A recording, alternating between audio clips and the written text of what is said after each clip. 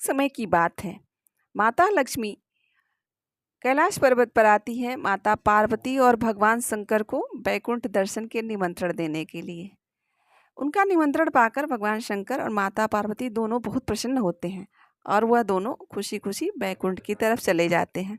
जब माता पार्वती बैकुंठ पहुंचती हैं और वह बैकुंठ में सब वहाँ की सुख सुविधाएं और ऐश्वर्य देख रही होती हैं, तभी माता लक्ष्मी उन्हें एक छोटा सा तंज कसती हैं और कहती हैं कि हे देवी, आप तो देवों के देव महादेव की पत्नी हैं, आप एक राजा की पुत्री हैं, तो आप कैलाश पर्वत पर कैसे रह लेती हैं? जहाँ रक्त जम जाए, जहाँ अस्थियां जम जाए, इतनी ठंड है, वहाँ पे आप कैसे रह लेती हैं?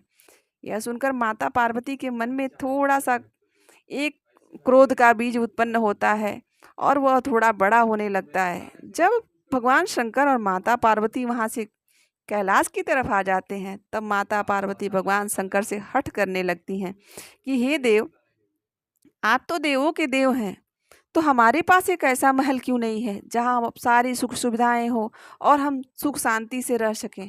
हमें भी एक ऐसा महल चाहिए जो संसार में किसी के पास ना हो, जब जो बैकुंठ से कम न हो। यह सुनकर भगवान शंकर को समझ में आ जाता है कि कुछ तो बैकुंठ में हुआ है जो देवी के मन में घर कर गया है। फिर भगवान शंकर पार्वती जी को बहुत समझाते हैं और कहते हैं कि हे देवी, हम सन्यासी हैं, हम तो योगी हैं, तपस्वी हैं, हमें किसी महल और ऐश्वर्य की क्या ज़रूरत है। आपने भी तो हमसे विवाह इसी पे शर्त पर किया था, आपने हमें जानती थी कि हम कैसे हैं, फिर अचानक आपके मन में महल की इच्छा कहाँ से उत्पन्न हो गई। परंतु माता पार्वती मानती नहीं है, वो बोलती है नहीं, हमें एक ऐसा महल लेके दीजिए। फिर भगवान शंकर माता पार्वती की इच्छा का मान रखते हुए कुबेर जी को बुलाते हैं और विश्वकर्मा, जो कि सभी देवताओं के शिल्पकार हैं, उन्हें बुलाकर आदेशित करते हैं कि हे विश्वकर्मा, एक ऐसा नगर निर्माण करिए, एक ऐसा महल निर्माण करके दीजिए जो तीनों लोक में कहीं भी ना हो, जो इस पृथ्वी पर ये त्रिभुवन में कहीं भी ऐसा नगर और ऐसा महल ना हो। यह सुनकर विश्वकर्मा जी बड़े प्रसन्न होते हैं और कुबेर जी भी प्रसन्न हो जाते हैं, क्योंकि भगवान शंकर ने ही तो उन्हें कुबेर बनाया था। फिर दोनों मिलके एक ऐसे नगर पे समुद्र के मध्य में त्रिकुटाचल पर्वत पर एक नगर का निर्माण करते हैं और एक ऐसा भव्य महल बनाया जाता है जिसकी चारों तरफ चर्चा होने लगती है। कुबेर अपना सब धन लगा देते हैं, सोने चांदी हीरे माणिक्य मोती लगाकर उस महल को तैयार किया जाता है और वह नगर होती है सोने की लंका, जिसे जो भी देखता है देखता ही रह जाता है।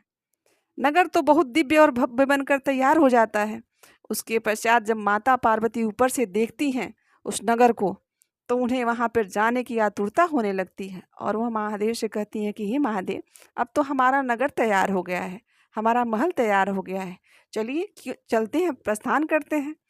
तब शंकर भगवान समझाते हैं उन्हें कि हे देवी, सच में मानिए तो यह तो हमारा नया घर है, तो किसी भी नए घर में बिना गृह प्रवेश के हम कैसे जा सकते हैं। तो क्यों न हम किसी योग्य ब्राह्मण को या यज्ञकर्ता को किसी को बुलाकर यज्ञ कराया जाए, गृह प्रवेश की पूजा हो, उसके बाद हम गृह प्रवेश करेंगे। माता पार्वती कहती है कि आप तो देवों के देव हो, आपको किसी यज्ञ पूजन की क्या आवश्यकता है। परंतु भगवान शंकर की लीला देखिए, वह कहते हैं कि नहीं, बिना गृह प्रवेश के हम इस घर में प्रवेश नहीं करेंगे। और वह नारद जी को बुलाते हैं। नारद जी भी भगवान शंकर की लीला देखकर मंद मंद मुस्कुराते हुए कहते हैं कि ये भोलेनाथ, क्या आदेश है। तब भगवान शंकर नारद जी से कहते हैं कि हे नारद, किसी योग्य ब्राह्मण को ढूंढ के लाइए जो इस नए नगर और नए महल का गृह प्रवेश करा सके। तब नारद जी जाते हैं और बिश्रवा को लेके आते हैं। बिश्रवा आते हैं, उनके साथ उनकी पत्नी कैकसी भी आती हैं और दोनों उस नगर को और उस महल को देखते रह जाते हैं।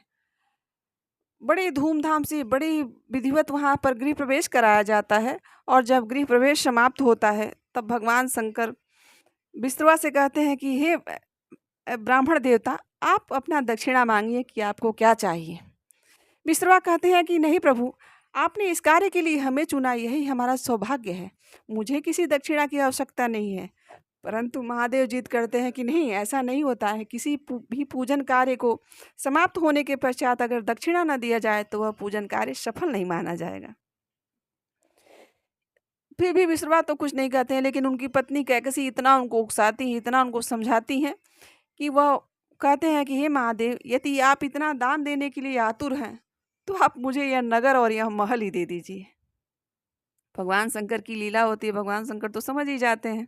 वह मुस्कुराते हुए तथास्तु कह देते हैं।